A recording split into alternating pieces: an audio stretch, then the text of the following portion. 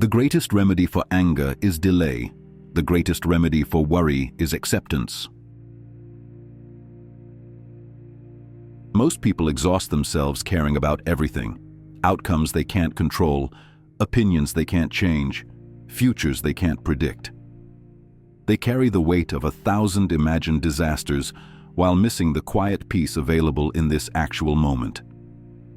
Michel de Montaigne understood this centuries before our anxiety became industrialized into content, before worry became our default operating system. He knew that we don't suffer from a lack of control. We suffer from the illusion that we should have it. Let me guess. You have optimized your productivity, analyzed every possible outcome, prepared for scenarios that will never happen, and assembled a life that looks suspiciously like careful planning. You have done everything our control-obsessed culture demands, yet somehow, that underlying anxiety keeps broadcasting emergency alerts that you desperately try to resolve through more planning, more preparation, more caring. Don't worry about being worried. You're not broken. You're just playing a game where the rules were designed to make you lose. Michel de Montaigne, philosopher, skeptic, and humanity's most charming advocate for emotional detachment, would look at our modern predicament and probably chuckle. Not because he's indifferent, but because he witnessed this same pattern centuries ago, just with fewer notifications and better wine. Montaigne understood something we have collectively invested fortunes trying to avoid: that peace, genuine, sustainable, unshakable tranquility, comes not from getting everything to go right, but from caring less about whether it does. But if I stop caring, won't everything fall apart? I hear you protest, refreshing your anxiety app for the 15th time today. Montaigne's ghost raises a knowing eyebrow. The uncomfortable truth? Most of what you're desperately trying to control was never in your control to begin with. You have been shadowboxing with phantoms, strategizing against scenarios, and losing sleep over outcomes that exist primarily in the theater of your imagination. We know our stress triggers with scientific precision, but couldn't identify a moment of genuine peace if it sent us a calendar invitation. We have become connoisseurs of worry, experts in anxiety, virtuosos of caring about everything except the one thing that actually matters: this present moment, right here, right now. What a peculiar magic trick we have performed, to be simultaneously the worrier, the worry, and the person who's disappeared beneath the performance. Before we continue this journey, I should warn you, Montaigne's path isn't lined with productivity hacks and anxiety management techniques. It's more like learning to swim by finally stopping your frantic thrashing and discovering that the water was holding you all along. But here's the promise that has survived centuries of self-help fads. On the other side of this surrender waits the one thing no amount of planning can provide: a life that finally feels manageable. Are you ready to begin? Or would you prefer another decade of exhausting yourself with worry that masquerades as productivity? Part 2. The Caring Paradox. Montaigne would have had an absolute field day with our modern anxiety epidemic. Imagine him scrolling through our endless feeds of things to worry about, watching millions of people carefully collecting concerns like anxiety Pokemon. The mind, he might sigh, has become its own prison warden. One of Montaigne's most liberating insights was his recognition of what we might call the caring paradox. The more desperately you care about controlling outcomes, the less control you actually have over your experience of life. Think of it as emotional quicksand. The harder you struggle against uncertainty, the deeper you sink into anxiety. The more frantically you grasp for control, the more chaotic your inner world becomes. There's nothing inherently wrong with caring. It's a necessary part of being human. The problem arises when caring becomes clinging, when preference becomes attachment, when planning becomes obsession. But my careful planning has prevented disasters and earned me success, you protest. Montaigne nods sympathetically before dropping the gentle bomb. Yes, but at what cost to your peace of mind? And how many of those disasters existed only in your imagination? The caring paradox is this: the more successfully you attempt to control everything, the further you may drift from actually enjoying anything. The promotion you earned through anxious perfectionism now demands even more vigilant worry. The relationship you secured by caring about every detail now requires perpetual emotional labor for maintenance. Montaigne observed this phenomenon in his own experience and the people around him. They had achieved everything society promised would bring security, yet they lived in constant anxiety about losing it, maintaining it, or optimizing it further. Let's be honest, we have elevated worry to an art form. We maintain different categories of concerns across multiple life domains with the exhausting precision of professional catastrophizers. The career anxiety, the relationship anxiety, the health anxiety, the financial anxiety, the existential anxiety, each with its own carefully catalogued scenarios and acceptable stress responses. Meanwhile, beneath this virtuoso performance of caring, your actual life unfolds in moments you're too worried to notice, opportunities you're too anxious to embrace, and peace you're too busy planning to experience. Montaigne wasn't suggesting we abandon all responsibility and start living like philosophical hermits, though your next family gathering might be more peaceful if you did. Rather, he was inviting us to recognize the difference between caring and over-caring, between responsible concern and anxious attachment. Because here's the twist that Montaigne understood better than anyone. Learning to worry less isn't about adding another technique to your anxiety management toolkit. It's about removing the accumulated layers of unnecessary concern that have nothing to do with your actual present moment reality. Part 3. The illusion of necessity. If you believe that all your worries are absolutely essential for navigating life successfully, Montaigne has some news that might initially increase your anxiety before ultimately setting you free. Most of what you worry about never happens, and most of what happens you never worried about. Meet your mind's greatest magic trick, the illusion of necessity. This is Montaigne's term for the psychological sleight of hand that convinces you every worry is crucial, every concern is justified, and every anxiety is protecting you from certain disaster. Think you need to worry about that presentation to do well? Your mind has historical evidence of successful presentations you gave without excessive worry. Believe you must stress about your relationship to keep it healthy. Your mind knows about loving connections that flourish in the absence of constant concern. Consider anxiety essential for financial security? Your mind has access to examples of people who manage money wisely without chronic financial dread. The illusion of necessity isn't malicious, it's simply everything your mind has convinced you is essential that actually isn't. And in one of psychology's more twisted jokes, the more desperately you believe you need to worry about something, the less clearly you can actually think about it. But worrying helps me prepare and prevents problems, you might protest. Why would I want to abandon responsible planning? Montaigne's answer was both simple and revolutionary. Because there's a difference between thoughtful preparation and anxious rumination, and confusing the two is costing you your peace of mind.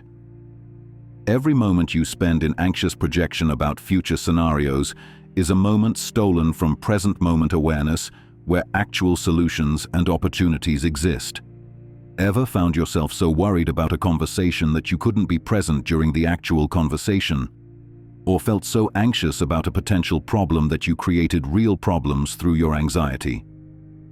That's the illusion of necessity, sending postcards from your psychological future while your actual life waits for your attention.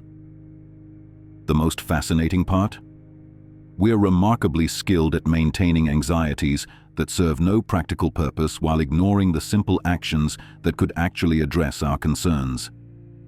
That friend whose constant worrying never translates into helpful action. That colleague whose financial anxiety never leads to financial planning. That family member whose health fears never motivate healthy behaviors. They've all been kind enough to demonstrate the difference between productive concern and the anxiety addiction that masquerades as responsibility. Your worry is your prayer for what you don't want, might sound like a cheesy motivational poster, but Montaigne recognized it as profound psychological observation. The mental energy we invest in imagining problems often exceeds the energy required to address them. Montaigne wasn't suggesting we become reckless or irresponsible. His revolutionary insight was that distinguishing between necessary concern and unnecessary worry doesn't weaken our ability to handle life. It strengthens it by freeing our mental resources for actual engagement rather than imaginary preparation. The worries aren't going anywhere.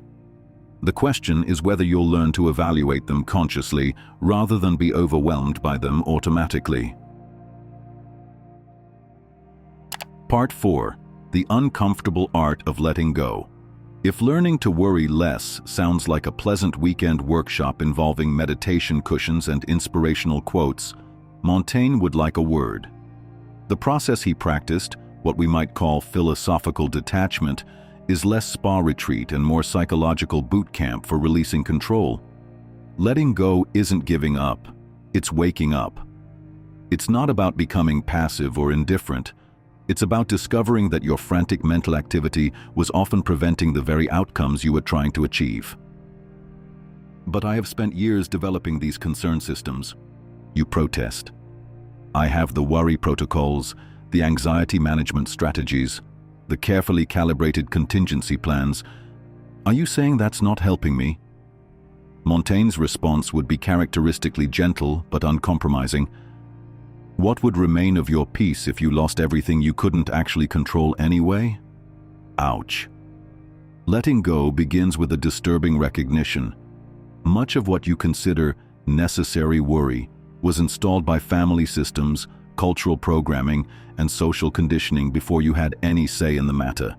Your anxieties, stress patterns, and concern categories, how many did you consciously choose, and how many did you inherit from your environment like psychological hand-me-downs? This isn't a pleasant realization.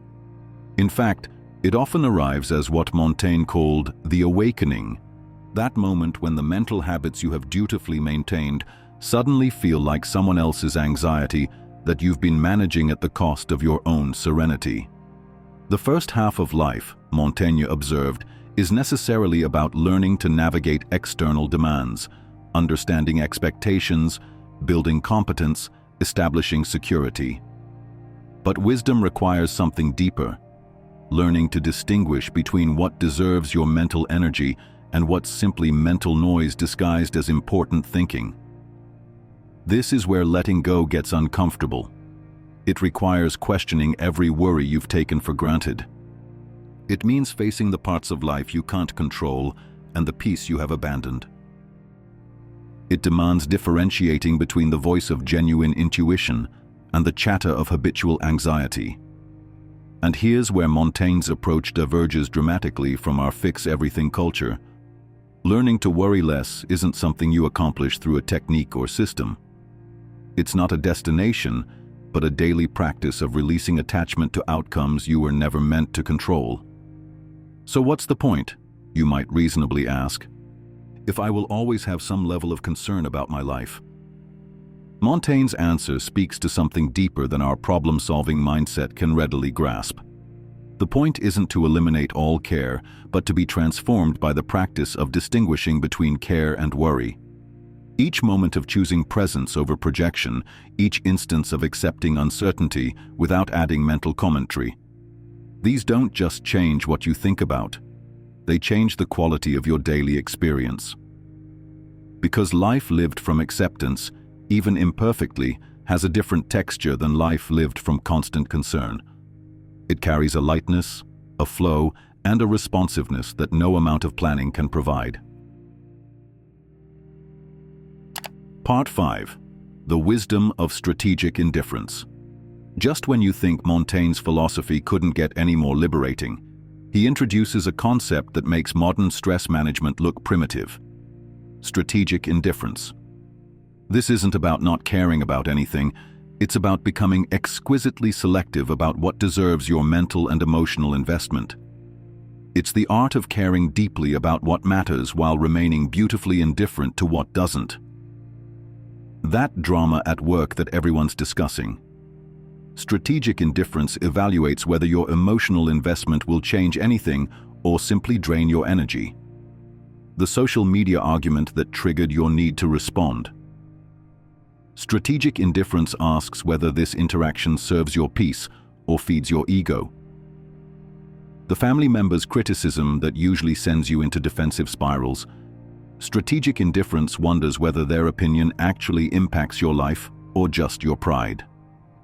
Modern anxiety culture treats everything as equally important, as if your peace of mind were an unlimited resource that should be available to every trigger, every concern, every potential problem.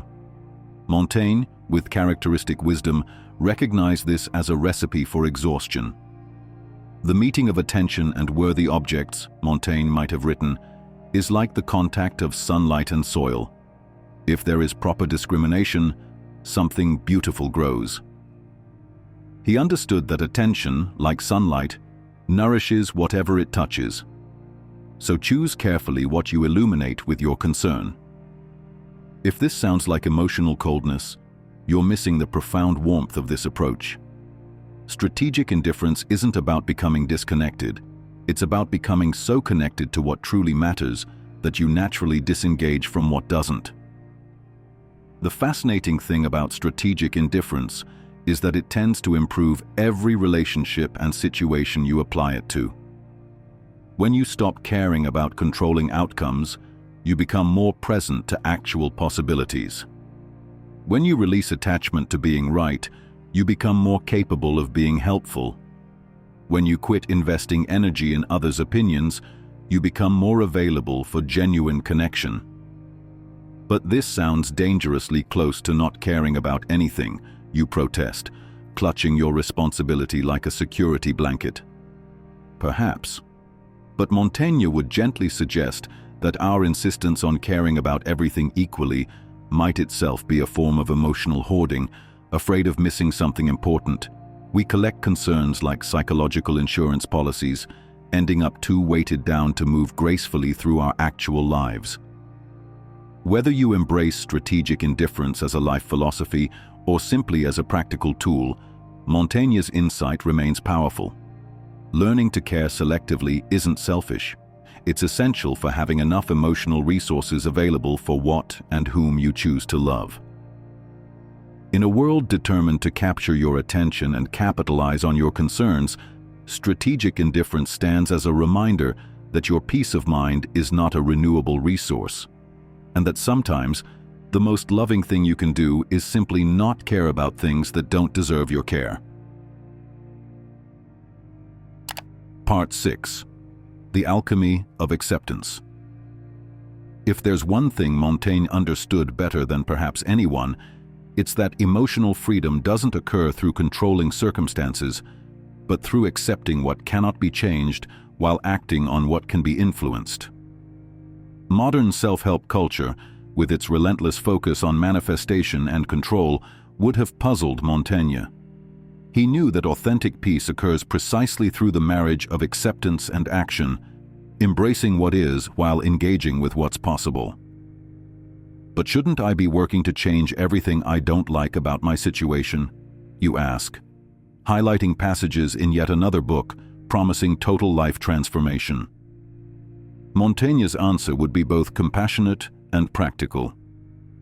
What you call problems to solve may contain precisely the circumstances you need for growth. Consider the situations you've been fighting. That challenging relationship can become a teacher for patience. That financial constraint can transform into creativity. That health issue can develop into deeper self-care.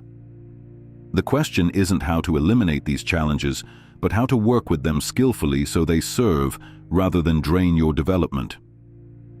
Montaigne called this the art of living, the philosophical capacity to meet life's inevitable difficulties without adding the second layer of suffering that comes from resisting what's already happening. This isn't easy in a culture that treats acceptance as giving up. We want to fix everything, not accommodate anything. We prefer control strategies to wisdom practices. We're uncomfortable with situations that can't be optimized, especially when they involve us. Yet Montaigne observed that the most peaceful individuals weren't those who had eliminated all problems, but those who had learned to relate to difficulties without being overwhelmed by them, creating a spaciousness around challenges that generated wisdom rather than depleting energy. The entrepreneur who accepts market uncertainty while taking strategic action. The parent who embraces their child's individuality while providing loving guidance. The artist who accommodates creative blocks while maintaining disciplined practice. This capacity isn't just emotionally healthy, it's practically powerful. Montaigne noted that all effective action emerges from the marriage of clear-eyed acceptance and focused engagement. Eliminate either element, and you end up with either passive resignation or anxious striving, neither of which creates sustainable results. Perhaps the most important balance we must learn is between accepting our current reality and engaging with our available options, between making peace with what is and participating in what could be. Montaigne called this practical wisdom, the mind's natural tendency to hold both acceptance and engagement without being paralyzed by the tension between them. This isn't about finding a lukewarm middle ground. It's about allowing the full reality of your situation to be present while maintaining your capacity for thoughtful response, creating a foundation of peace from which effective action can emerge. In your journey toward worrying less, the goal isn't to eliminate all concerns, but to establish a different relationship with them, allowing even your legitimate worries to inform rather than overwhelm your decision-making. Part 7. The courage to stop caring about the wrong things. After all this talk of strategic indifference and acceptance, philosophical detachment and practical wisdom, we arrive at the simple yet profound heart of Montaigne's message. Life becomes manageable when you find the courage to stop caring about things that don't deserve your care. Not the concerns that actually matter, not the relationships that genuinely need attention, not the responsibilities that align with your values, but the endless stream of pseudo-problems, imaginary emergencies, and borrowed anxieties that have been masquerading as legitimate concerns. But what if something bad happens because I stopped worrying about it, you ask, voicing humanity's most persistent superstition. Montaigne's answer cuts through centuries of magical thinking. What if something good happens because you finally had the mental space to notice it? Notice he positions this as an opportunity, not a loss. Because despite the challenges of releasing unnecessary worry, the guilt, the fear of irresponsibility, the social pressure to care about everything, Montaigne understood that selective caring is the greatest gift we can give ourselves and those we actually love. The irony? Most of us spend our lives terrified of not caring enough about things that don't matter, while simultaneously neglecting the people and purposes that actually do matter because we're too mentally exhausted from our worry addiction. Montaigne witnessed this pattern in his own era, accomplished individuals who had learned to manage every conceivable concern except the one that mattered most, their own peace of mind. They had developed sophisticated anxiety systems for hypothetical problems while missing the simple joy available in ordinary moments. The journey toward worrying less isn't about becoming someone new.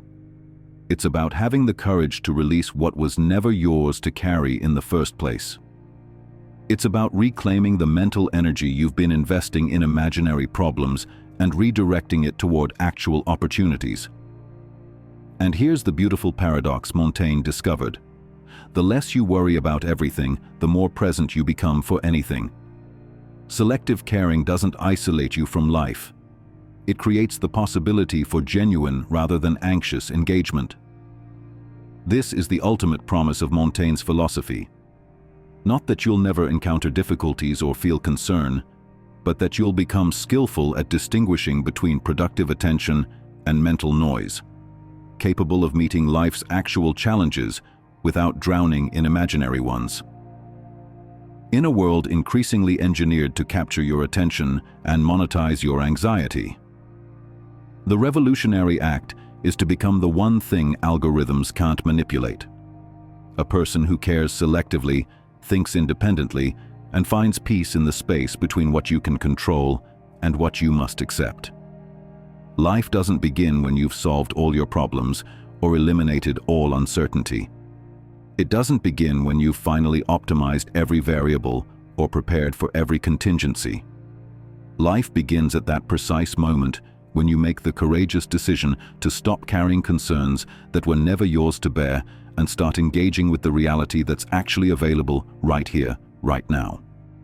If this exploration of Montaigne's wisdom has created some space in your mind, remember that intellectual understanding is just the beginning. The real transformation happens not in concepts, but in daily practice, in the moment-by-moment choice to meet life with acceptance rather than resistance, engagement rather than anxiety. Follow this channel for our continuing journey through history's most liberating philosophical insights. Next week, we'll be exploring Epictetus and the Stoic art of focusing only on what's within your control. Subscribe now to join a community dedicated to the art of worrying less. Because in a world obsessed with optimization, the radical choice is peace. Your journey toward strategic indifference is just beginning, and Montaigne's wisdom is merely the first step toward a life of beautiful, selective caring.